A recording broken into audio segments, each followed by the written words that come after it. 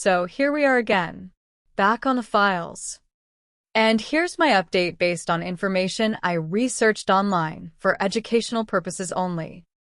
Welcome. Let's get to it.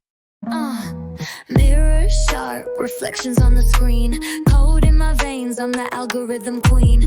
Built my throne from blocks, no prefab scene. Blueprints of ambition, stitched in every seam. Stepping through the jungle, predator not prey. Snakes in the grass, watch them all slink away. Chiseled my name, stone won't decay. I don't play the game, nah, I sculpt the clay. Game recognition.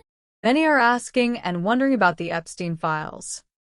The documents named powerful figures across politics, business, academia, and entertainment. Some were directly accused.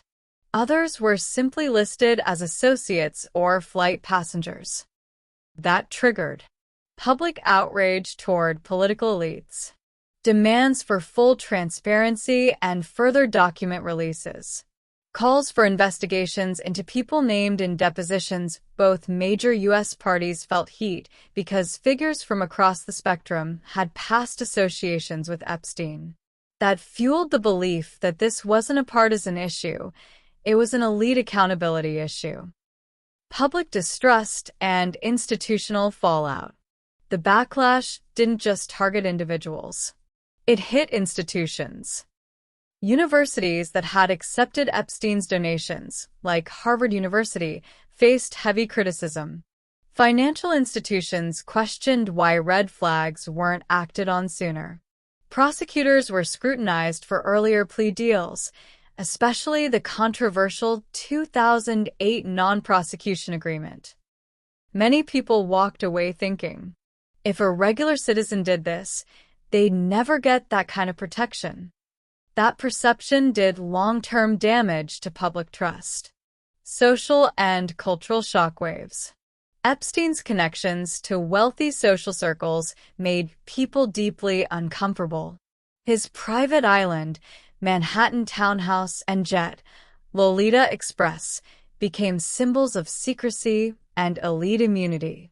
The backlash included renewed conversations about sex trafficking and exploitation.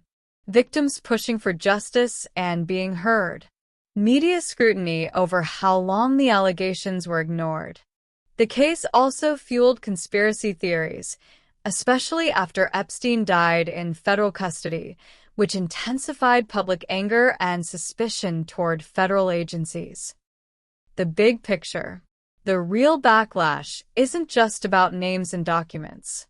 It's about accountability for powerful people, protection of victims, whether justice applies equally to the rich and connected, transparency versus secrecy in elite circles. For many Americans, this case hardened a long-standing suspicion that there's one system for ordinary folks and another for the well-connected. And when that belief settles in, it doesn't go away easily. Now, when it comes to Jay-Z and the Epstein files, here's the straight truth. There is no verified evidence linking Jay-Z to Jeffrey Epstein's crimes. He has not been charged, not accused in court filings, and not identified as a participant in wrongdoing in the officially released documents tied to Epstein. So, why does his name sometimes pop up online? A few reasons. Guilt by association culture.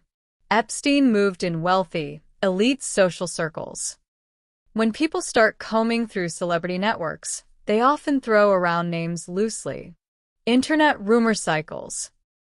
Social media tends to amplify speculation fast, especially when it involves powerful figures.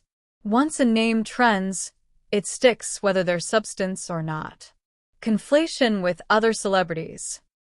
Sometimes names get mixed in viral posts with zero sourcing. That's the reality. Noise travels faster than facts. For me, following the case was more about the children I was hearing about, and that's the emotionally side of who I am. And I honestly don't want to see anyone hurt. Really, my heart breaks for many. When it comes to the famous celebrity kind of thingy, I can't get it. This is why through life experiences I learn. I've never been a fan of following, and none of it is surprising. However, this whole debacle has made me think of a movie I watched, and was actually based on what's going on according to this interview, detailing how a billionaire pretended to buy children to rescue them. Real tearjerkers. The movie is called The Sound of Freedom.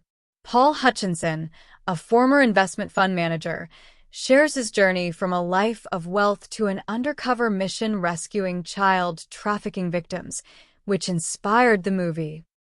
I loved it because you were able to envision what's happening.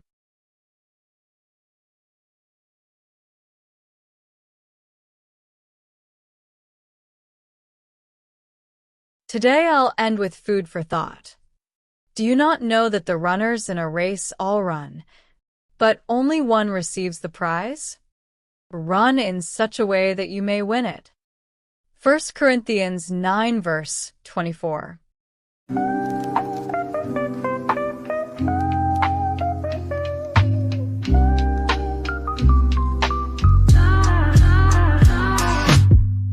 Simply put, I'm the riddle you missed. Gloss on my lips, truth in my fist.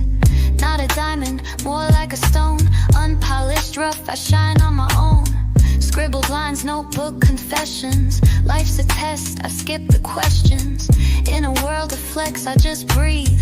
Simple me, roots deep as the trees.